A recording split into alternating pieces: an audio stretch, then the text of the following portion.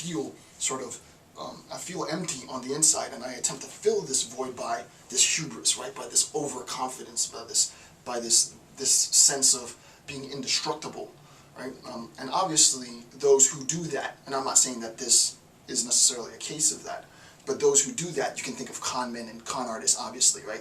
You project numbers that you don't really have. You project a sense of aura that you don't really have.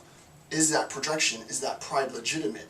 I would argue, no, it's not. What it is, it functions as a result, as a consequence of swallowing, believing your own hype, right? You're trying to fill that void by believing your own hype.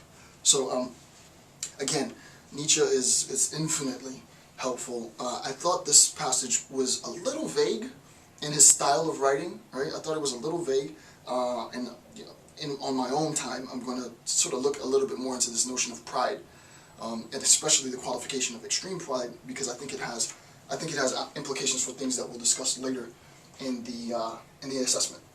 Okay, so we look into the next point is happiness and pessimism. Right? On happiness and pessimism.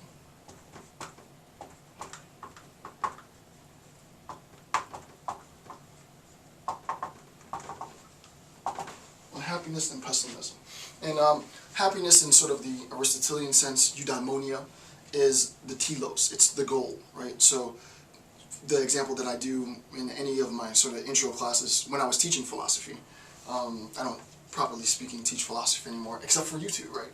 I love philosophy. This is the only time I really teach it. I'm employed as a conflict resolutionist, but when I was teaching philosophy to undergrads, I would say something along the lines of, okay, why do you want to get a job? And you say, oh, I want to get a job because I want to make money. And then, hold on a second. The question would be, the question would be, why do you want to get a job? Say, I want to get a job because I want to make money. And why do you want to make money? I want to make money so I can support my family. And why do you want to support your family? I want to support them because they make me happy. And why do you want to be happy? Well, that's where the sort of the regression ends. Well, what do you mean, why do I want to be happy? Because I want to be happy, right? This idea of happiness as being deposited, right? This idea of happiness as being posited as a future goal, the thing that we are directed towards, is a very, very old concept. It's as old as philosophy, right? This idea of eudaimonia, happiness, as being the ultimate goal for all of human action is a very old concept. The idea is, however, if we have happiness posited as our future goal, as the thing that is directing our life, what are some of the consequences of positing happiness as goal, as telos? And we're going to see, as the analysis into Nietzsche unfolds, I think, what are just, non-stop applications, right? He's written this several hundred years ago, and I see this still having importance in our contemporary 21st century lives, right? As philosophers, as academics, as citizens of the world, as what have you. Again, obviously this is a characteristic of Aristotelian virtue ethics, which is what I just said. And you can Google eudaimonia, I have the term there, and do more research if you want on eudaimonia. Second bullet point, the belief that happiness was the goal, or the telos, right? So the idea that happiness is posited as goal, as that which I am directing my life towards. The third bullet point is pretty interesting, right? The third bullet point with respect to happiness and pessimism is that pessimism is a response to, quote, eudaimonic considerations. And this is on note 32 on page 22 of the Kaufman translation, right? Note 32, page 22 of the Kaufman translation of Friedrich Nietzsche's The Will to Power. Right from the beginning, right? First line, he says, critique of pessimism to date. Resistance to eudaimonic considerations. Resistance, right? A resistance to eudaimonic considerations as the last reduction to the question. What does it mean? The reduction is growing gloom. I love the way Nietzsche writes, right? So there's a resistance, right? We have as goal, right? As a telos, same thing. Happiness. Happiness becomes the goal. I'm going to sort of try and break this down graphically, because what Nietzsche says, once we get to the conclusion of this little chunk, this little note, you'll see some of the implications immediately that this has, right? So here's where, actually let me use black. Here's where I am today, right? This is me, and here's where I'm trying to go. Right? I'm attempting to attain happiness, right? Obviously, this is the method or process. Right? This is the method or process by which I attain happiness, right?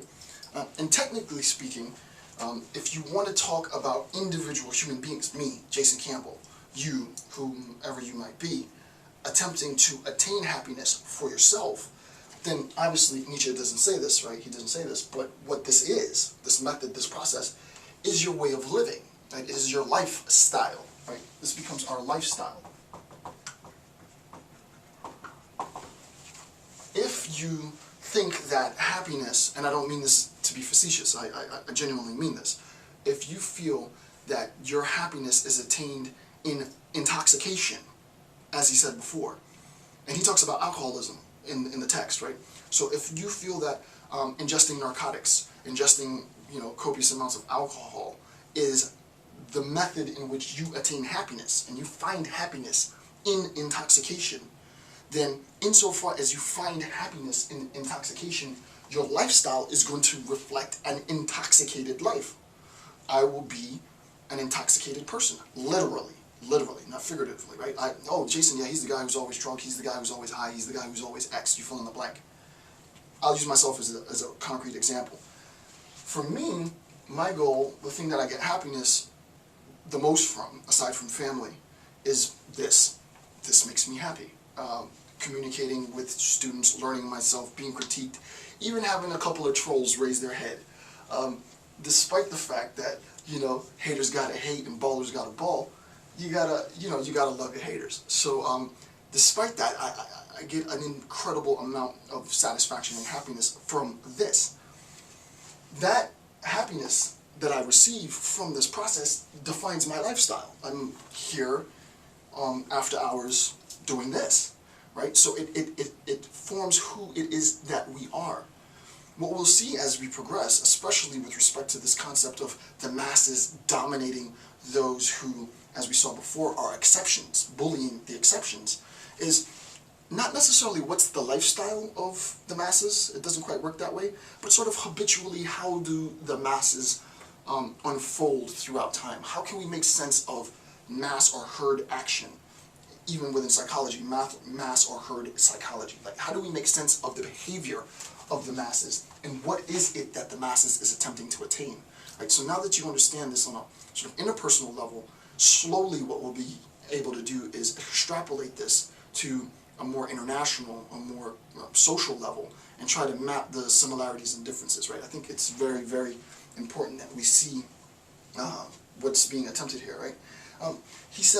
Nietzsche says that pessimism is a growing gloom, right? Good continental language, right? Growing gloom. And you can just imagine a becoming. When we look at growing, the ing is usually an indication that we're in the transition of X, right? We're transitioning into ing. I'm ing something, right? I'm in the process of becoming. And the question is, what am I in the process of becoming with respect to pessimism? I'm in the process of becoming gloom, right? And as you'll see, one version of this will be, and I talked about this before, the difference between the various forms of nihilism, right? Active and passive nihilism.